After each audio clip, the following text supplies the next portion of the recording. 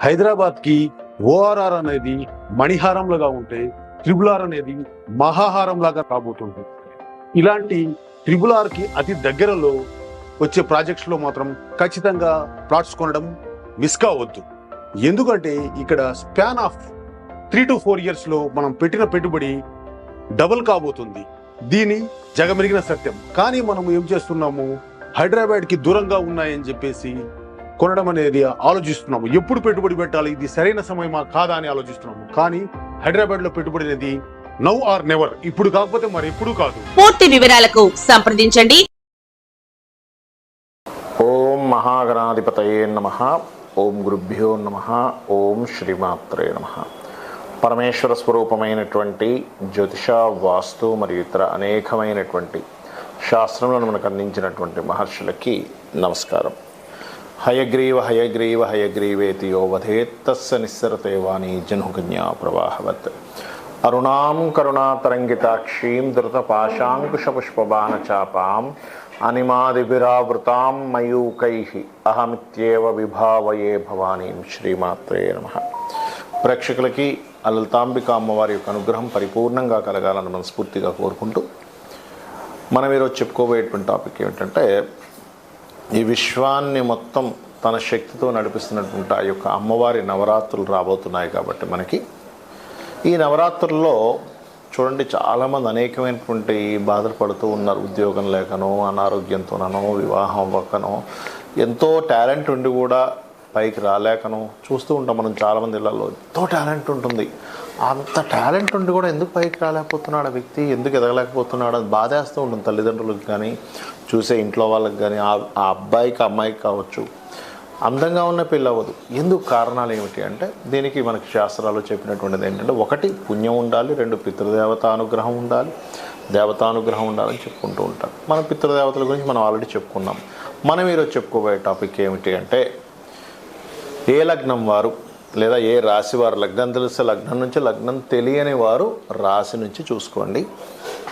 పర్టికులర్గా ఈ నవరాత్రుల్లోని మరియు లైఫ్ లాంగ్ కూడా మీరు ఈ మంత్రాన్ని చేయడము, అమ్మవారిని ఈ రకంగా కనుక ఆరాధన కనుక చేసినట్లయితే ఖచ్చితంగా బాగుంటుంది. అయితే ఇక్కడ మీకు ఒక చిన్న విషయం చెప్తాను. ఏమిటది అంటే, మీ అందరూ అనిపించవచ్చు అదేమిటండి మరి మిగతా దేవీ దేవతలు అంటే ఒకటే గుర్తుపెట్టారు. ఒకే శక్తి. ఫస్ట్ ఈ కాన్సెప్ట్ మీరు మైండ్లో బాగా అర్థం చేసుకోండి. ఒకే శక్తి బ్రహ్మ, విష్ణు, రుద్ర రూపాల్లో ఉంది. ఒకే శక్తి సకల దేవతల్లోనే ఉంటూ నడిపిస్తుంది విశ్వాన్ని. ఆ ఒక్క విషయం మీరు కనుక గుర్తుపెట్టుకోగలిగితే, శివ కేశవులు వేరు కాదు అనేటువంటి భావన మీకు ముందు కలుగుతుంది. అయితే ఇప్పుడు నేను చెప్పబోయే అంశాలు ఏవైతే ఉన్నాయో, చెప్తుంది నేనైనప్పటికీ కూడా చెప్పింది సాక్షాత్ లలిత అమ్మవారిగా భావిస్తూ ఒక్కొక్క లగ్నం గురించి మరియు ఆఖరి వరకు మీరు వీడియో చూడండి. లగ్నము రాశి తెలియని వారు కూడా ఏం చేసుకోవాలో చెప్తాను, ఎటువంటి మంత్రం చేసుకోవాలో చెప్తాను. భక్తి శ్రద్ధలతో చేయండి. అమ్మవారి అనుగ్రహంతో మీకు ఖచ్చితంగా మీకున్నటువంటి సమస్యలు తీరుతాయి. వృశ్చిక లగ్నము, వృశ్చిక రాశి. వృశ్చికం వారికి ఈ యొక్క నవరాత్రుల్లో అమ్మవారి యొక్క నామాల్లో, అమ్మవారి యొక్క మంత్రాల్లో, లలితాసహస్రనామాల వంటి నామాల్లో ఏ నామం చేసుకుంటే మీ యొక్క పూర్వజన్మ కర్మ తొలగుతుంది, ఏ దానం కూడా చేయాలి. ఇక్కడ చూడండి, ఎందుకు చెప్తున్నాను దానము నామము ఎందుకండి. ఇప్పుడు మీకు చూడండి, ఏదైనా ఒక ఇన్ఫెక్షన్ వచ్చింది, బాడీ వీక్ అయిపోయింది.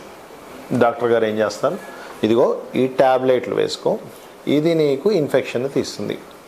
ఇంకోటి రాస్తారు, ఇది ఎందుకండి అని డాక్టర్ గారు, ఇది నీకు బలాన్ని ఇస్తుందయ్యా అంటారు. 2 ఉండాలి. అలాగే దానము, మంత్రము. నవరాత్రుల్లో దానం చాలా గొప్పదని చెప్తూ ఉంటారు. నవరాత్రుల్లో కానీ, మహాలయ పక్షాల్లో కానీ, కొన్ని పర్వదినాల్లో కానీ దానం చేయడం మంచిది అంటూ ఉంటారు. మనకి చూడండి, మనకి మన అక్షయ తృతీయ రోజు కూడా దానం చేస్తూ ఉంటాం మనం. మరి ఇక్కడ మనం విషయానికి వస్తే కనుక ఏ నామాన్ని స్మరించాలి? ఓం గురుమూర్తయే నమః చేసుకోవచ్చు. అయితే ఇక్కడ అమ్మవారి యొక్క నామాలు చేయొచ్చు. దత్తాత్రేయుడు కూడా అమ్మవారు ఎవరో కాదు, దత్తాత్రేయ స్వరూపం. అదేవిధంగా పిల్లలు కనుక చదువు విషయంలో వీళ్ళకి సరిగ్గా లేదు అని అనుకున్నట్లయితే పర్టికులర్గా హయగ్రీవ స్తోత్రం కూడా చేయొచ్చు ఈ 9 రోజులు కూడా. ఎందుకంటే హయగ్రీవం ఎవరో కాదు, ఆ ఒకే శక్తి ఇన్ని రకాలుగా ఉంది అనేటువంటిది మనం అర్థం చేసుకోవాలి. అదేవిధంగా మరొకటి ఏంటంటే,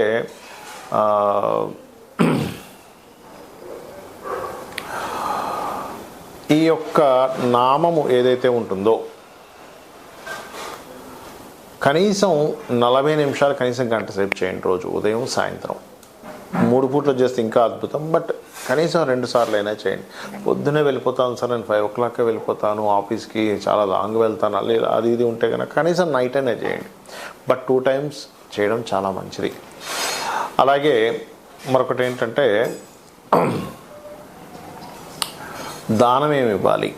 వృచ్చికం వారు చూసుకున్నట్లయితే కందులు, ఎరుపు రంగు వస్త్రము, మరియు గోవుకి క్యారెట్స్, బీట్రూట్స్ ఇట్లాంటివి తినిపించడము. ఇవేమి నాకు దానం ఇవ్వడానికి పురోహితులు లేరు, నిజంగా లేకపోతే నేను చెప్తున్నా, ఉండి కూడా అమ్మ ఇదేదో మిస్ అవ్వడానికి బాగుంది, ఇదేదో తప్పించుకోవడానికి బాగుంది అనుకోకుండా దయచేసి.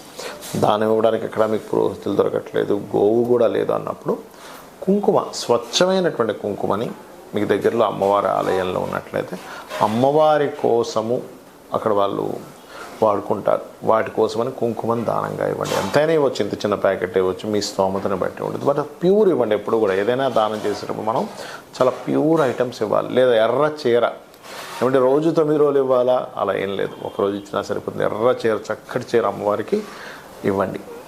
టెంపుల్లో అమ్మవారికి కోసం ఇస్తున్నామండి అలా ఇవ్వండి. అలా ఇస్తే కూడా చాలా బాగుంటుంది. అదేవిధంగా మరొక విషయం ఏంటంటే ఇక్కడ సాధన చేసేటువంటి వారు ఎవరైనా, ఇప్పుడు చూడండి, నాకు రెగ్యులర్ మొత్తం లలిత చదువుకుంటానండి, మొత్తం దేవీ భాగవతం చేస్తాను, చాలా మంచిది. ఈ నవరాత్రుల్లో కనుక దేవీ భాగవతం కనుక చేసినట్లయితే అద్భుతమైనటువంటి ఫలితాలు మీకు వస్తాయి. చాలామందికి ఏంటంటే లగ్నం కానీ, రాశి కానీ, నక్షత్రం కానీ ఏమీ తెలియదు. అలాంటి వాళ్ళు ఏం చేయాలి? బాగా అర్థం చేసుకోండి. ఫస్ట్ విధానం తెలుసుకోండి. అమావాస్య రోజు మధ్యాహ్నం పూట హవిస్సాన్నము అంటారు, లేదా నెయ్యి కలిపినటువంటి అన్నాన్ని భుజించమని చెప్పింది శాస్త్రం. రేపటి నుంచి నవరాత్రులు అనుకుంటే ముందు రోజు గుర్తుపెట్టుకోండి. అదేవిధంగా రాత్రిపూట పలహారం మాత్రమే తీసుకోవాలి, ఫుల్గా భోజనం చేయకూడదు. ఇది విధానం. నెక్స్ట్ డే నిద్ర లేచినప్పుడు ముందే అమావాస్య రోజు అన్ని సామాగ్రి తెచ్చుకోవాలి. ఏమేమైతే మనం పూజ చేయడానికి కావాలో అవన్నీ సామాగ్రి తెచ్చుకోవాలి. తర్వాత రోజు ఏంటంటే చక్కగా మీరు, అంటే పువ్వులు ఇలాంటివి ఏ రోజుకి ఆ రోజు కొనుక్కోవచ్చు. చక్కగా మీరు అలంకరణ చేసుకొని మీ యొక్క పూజా మందిరంలో వేప మండలు, అదేవిధంగా అరటి ఆకు, మన అరటి ఆకులతో కూడా కొంతమంది అలంకరణ చేసుకుంటారు. బట్ ఇక్కడ ఏంటంటే మామిడి ఆకులు, వేప మండలతో అలంకరణ చేసుకోవచ్చు, పుష్పాలతో కూడా అలంకరణ చేసుకోవచ్చు. మీ యొక్క మందిరాన్ని చక్కగా పీట వేసి కలశం పెడతారు. ఆ కలశం ఒకటి గుర్తుపెట్టుకోండి, కలశము పెట్టే ఆనవాయితీ మీకుంది లేదు అని కాదు, మీరు పెట్టాలనుకుంటే పెట్టండి, అందులో ఎటువంటి డౌట్ లేదు. ఎందుకంటే కలశం పెడితే మరింత అద్భుతం. కాకపోతే కలశం పెట్టినప్పుడు మీకు ఎటువంటి ఆటంకాలు వచ్చినా ఎక్కడా కూడా దాన్ని తీయకూడదు, గుర్తుపెట్టుకోండి. కంటిన్యూ చేయాలి, దాన్ని పురోహితుని పిలిపించైనా కంటిన్యూ చేయాలి. ఆ రకంగా కలశం పెట్టుకోండి. అదేవిధంగా కలశాన్ని దానం చేయాలని చెప్తుంది శాస్త్రం. 9 రోజుల తర్వాత ఆ కలశం మనమే అట్టు పెట్టుకోకూడదు, గుర్తుపెట్టుకోండి. అలాగే అందులో వేసేటువంటి వాటర్ గంగా, యమున తీర్థ అయితే వేసుకోవచ్చు. అదేవిధంగా మన దగ్గర మామూలు నీళ్ళు ఉన్నాయి, గంగే యమునేచ అనుకుంటూ కూడా నీరు వేస్తే మంచిది. అందులోని మీరు కొంతమంది నవరత్నాలు వేస్తారు, కొంతమంది బంగారం ఉంగరాలు అవి వేసుకుంటారు, కాబట్టి అవి తీసేసేసుకోవచ్చు, అవి ఇవ్వాల్సిన అవసరం ఏం లేదు. 5 రకాల పత్రాలు కూడా వేయమని చెప్పారు. కొబ్బరికాయ పెట్టి కలశం పెట్టి దాని తర్వాత ఏదైతే వస్త్రం ఉంటుందో వస్త్రం మీద బియ్యం అది వేసి అమ్మవారి పటం కానీ విగ్రహం కానీ పెట్టడం. దానికి రోజు చీర మార్చుతూ ఉంటారు, రోజు మార్చాలి. అదేవిధంగా శ్రీచక్రం ఉంటే ఇంకా మరింత మంచిది. అలాగే మరొక విషయం ఏంటంటే ఇక్కడ గమనించండి, ఈ యొక్క నామాల్లో ముఖ్యంగా అంటే చూడండి, మనం ఇప్పటివరకు మీ లగ్నం ఏంటి, మీ రాశి ఏంటి, దాన్ని బట్టి నామం చేసుకోమని చెప్పాం. కానీ ఈ యొక్క అమ్మవారికి ఈ ఏవైతే మనం ఇప్పటివరకు అమర్చుకున్నామో అదేవిధంగా ధ్వజం కూడా పెట్టుకోమని చెప్పింది శాస్త్రం. పెట్టుకున్న తర్వాత మీరు మొత్తం లలిత సహస్రనామాలు చేసుకోవచ్చు. అదేవిధంగా మీరు లక్ష్మీ అష్టోత్తరం చేసుకోవచ్చు, దేవి కటకమాలు ఉదయం అంటే చదవచ్చు, చండీ పారాయణం చేయొచ్చు, దుర్గా అష్టోత్తరం చదువుకోవచ్చు, ఏమైనా చేసుకోవచ్చు, గుర్తుపెట్టుకోండి. కాకపోతే భక్తి ప్రధానం ఇక్కడ.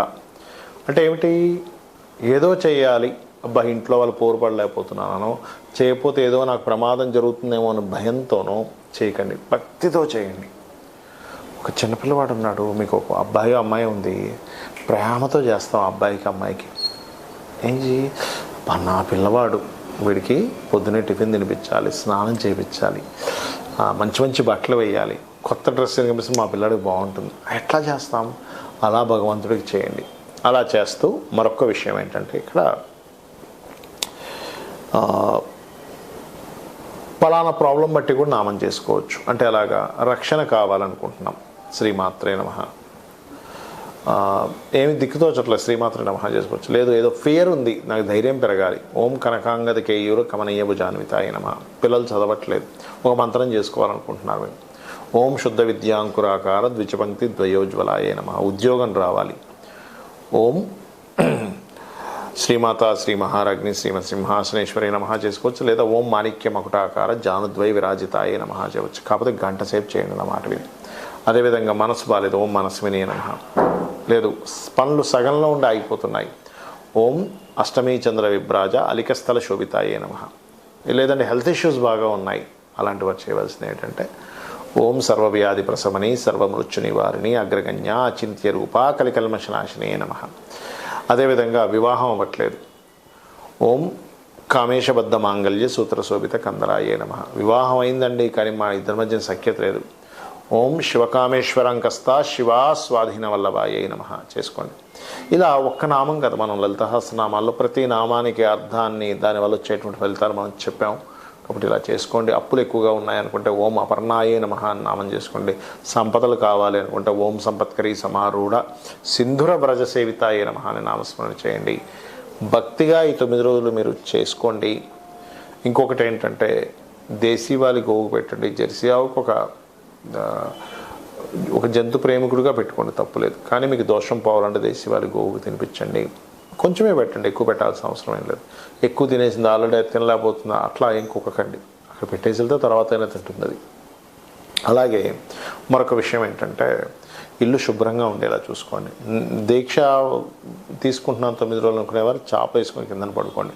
9 రోజులు గోర్లు కత్తిరించుకోవడము ఇట్లాంటివి చేయకండి. దీక్ష తీసుకున్నవారు వేరేవారు కాదు.